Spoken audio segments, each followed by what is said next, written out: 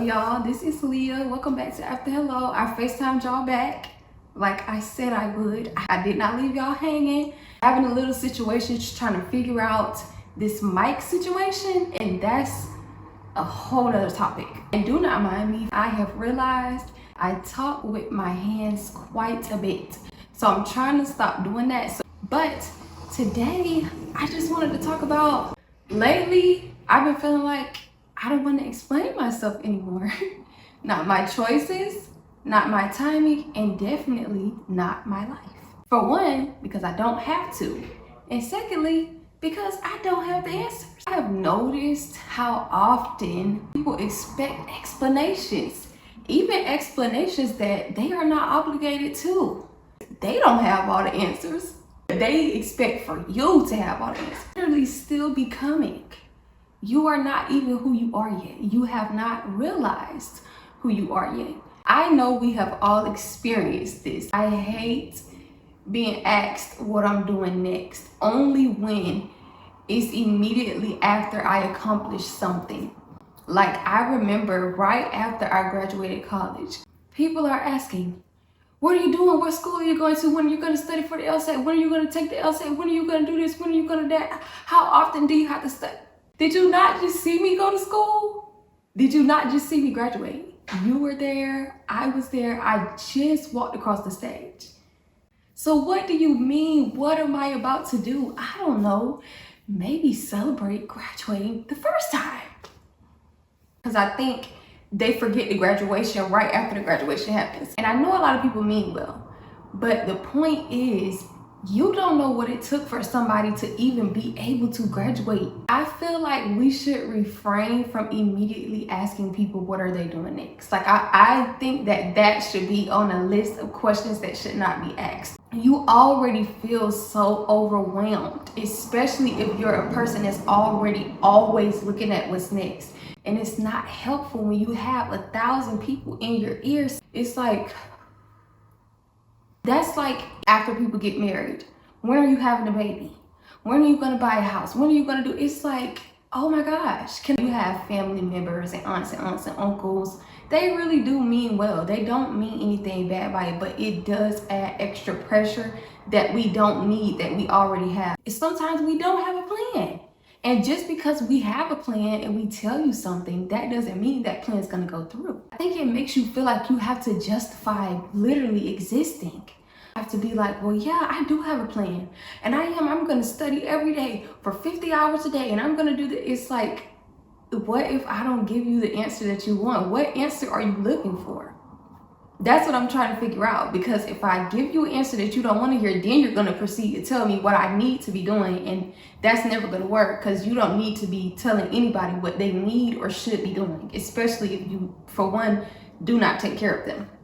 That's the first thing. But secondly, you need to let people get along how they get along. To tell them what they should and should not be doing with their life and their time and their money. I think that's highly inappropriate. I'm about to get off my soapbox. I feel like people don't think when they do stuff like that. They don't also need your criticism. Your opinion doesn't matter, because it's their life. Caskets don't have bunk beds. It's one. When we all go alone. Even if we die together at the same time, we all gonna go alone. So your opinion really, in the grand scheme of things, it's not really that relevant, is it? Especially if it's not, if anything, of positivity. It's just, thank you, but no thank you. This is my life, and I know what I want to do. And even if this isn't a path that you would go down, this is the path that I'm going down. Because again, this is my life, and I have to be happy with my life. One thing that I realized after I graduated, especially because my plan did not go the way I wanted it to go, because in certain aspects about certain things, I am absolutely a control freak. I had this plan. I was like, I'm going to move to another state. As soon as I get to the state, I'm going to study for the LSAT. I'm going to get a high enough score to get into the school that I'm looking at. And I'm going to be in law school in the fall semester. Did that happen? Absolutely not. And when it did not happen, I absolutely felt like a complete failure. I just felt like, oh my God. In which I was going to move anyway. Because one thing about me, I'm going to always move.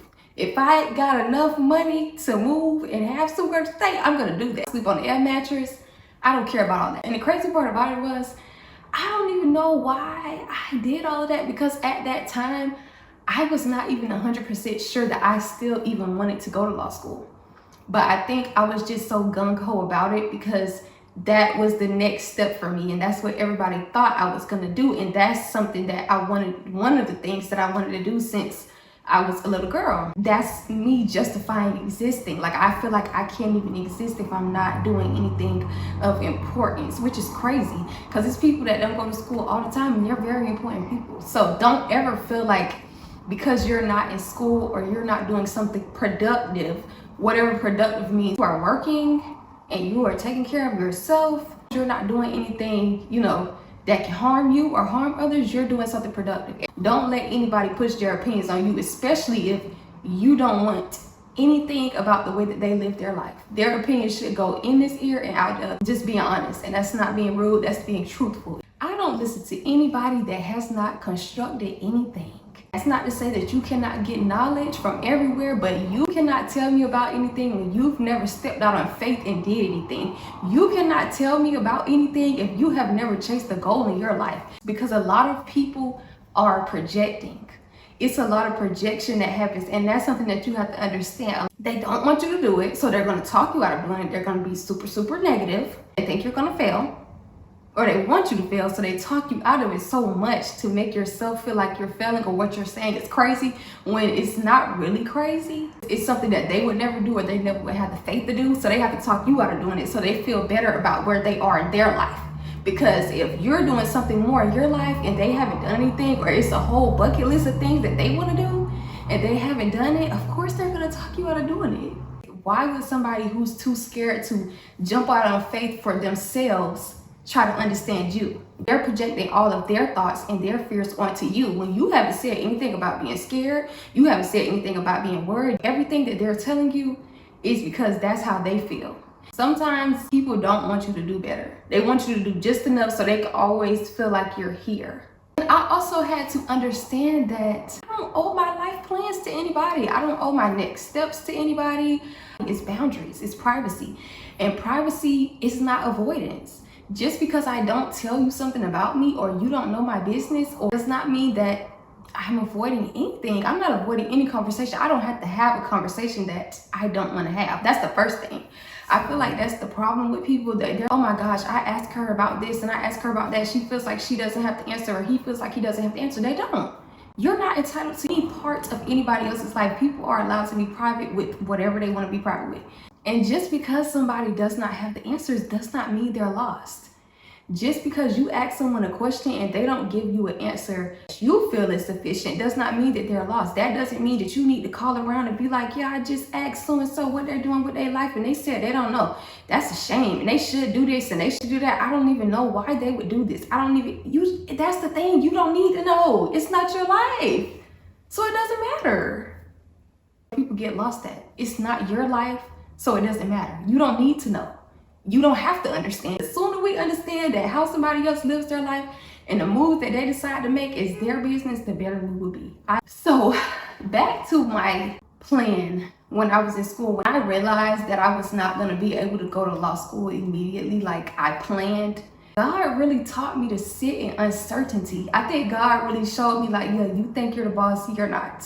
I know everything else pretty much in your mind. You thought you planned it out to the T. You're gonna tell me your plans and I'm gonna laugh in your face. I'm gonna stump on the plans, rip them up in your face. Like, I really felt like that's what God was showing. Just learning how to fully put my faith and my trust in Him, for Him to help me figure out what my next step is, and not to do something because I felt like that was the thing to do. When I was in college, I did an internship for a law firm. So I worked in the criminal side of law. And then when I moved states, I actually got a job working for a law practice, and I did the civil side of law. And it was like kind of 50-50 for me. And so I knew in my heart of hearts that I didn't know if I wanted 100% to go forward, but I was trying to prove a point, not only to myself, but to other people, to be like, see, I'm productive. I'm doing this, I'm doing that. I'm in school. No, I'm not a failure. And it doesn't matter, because no matter what you do in your life, you could be doing everything right. You could be doing everything the way that it's supposed to be done. And they're still gonna have something to say, because one thing about people who always have something to say, they're always gonna find and have something to say. If people want to talk, they're going to talk.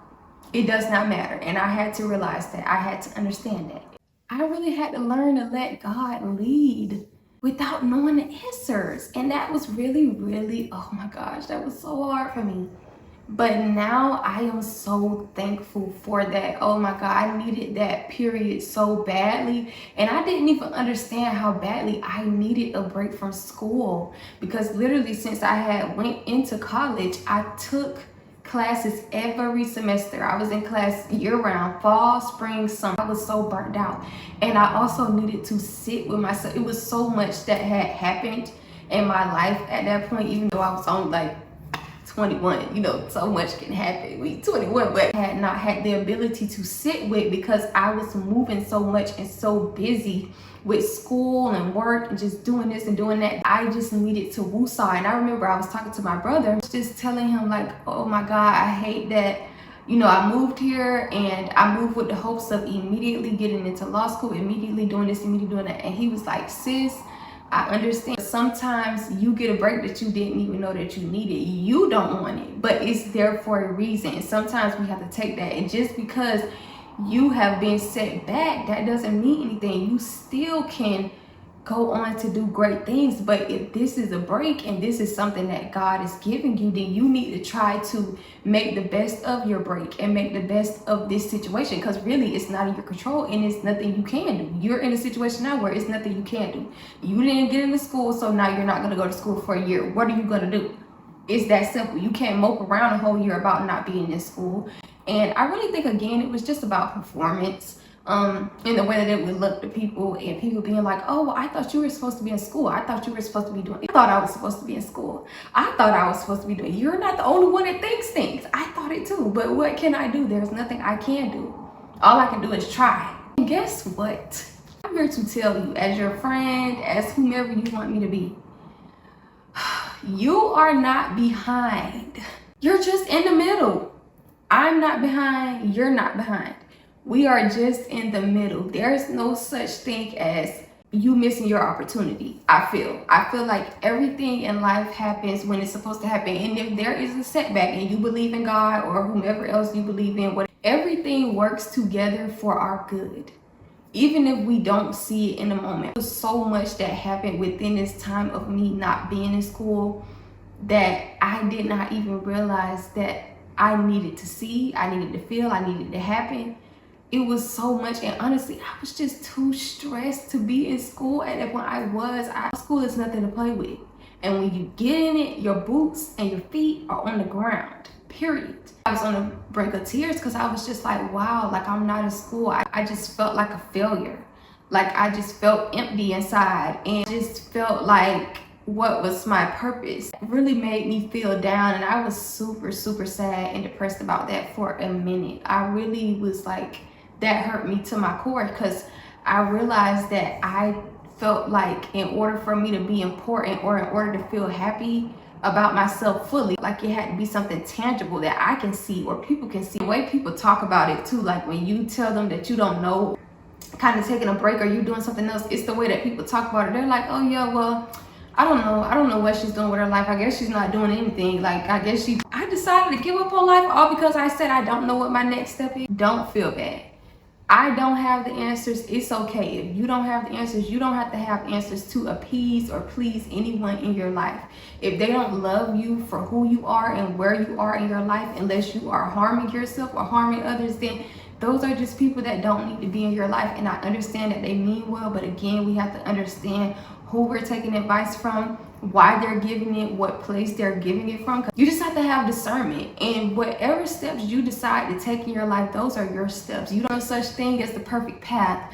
God does things when he wants to do them. He does things on his time, and you don't have to explain your existence to anybody. You don't have to have the top job. You don't have to be working in corporate America to be somebody. I'm telling you this, and I'm telling myself this as well, because I felt like that for a long time. This is episode 1. It's your girl Leah. I'm gonna FaceTime y'all later because y'all my friends. And I don't know what our next call will be about. Maybe if y'all watch this and y'all have an idea, let me know. Love you guys so much.